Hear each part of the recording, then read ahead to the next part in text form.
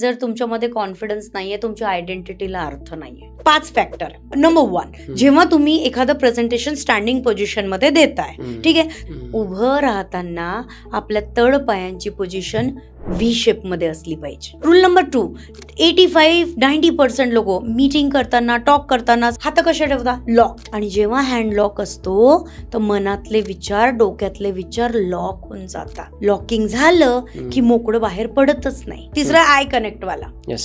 Rule number 4, smile. चेहऱ्यावर नूर असलाच पाहिजे. रूल नंबर 5 कधी पण तुमच्या पोश्चर मधनं कॉन्फिडन्स रिफ्लेक्ट करताना, सपोज तुम्ही चेअरवर बसून बोलताय, बॉडी मुवमेंट्स करायच्या नाही, बॉडीला असं असं जास्त हलवायचं नाही. आणि स्टेजवर बोलत असाल तर स्टेजवर वॉक करायचा नाही. तर जेव्हा हे रूट रूल्स वापरले जातात तेव्हा ऑटोमॅटिक तुमची पर्सनॅलिटी कॉन्फिडंट वाटायला लागते. मग लोक ऐकतात, मग पैसा येतो.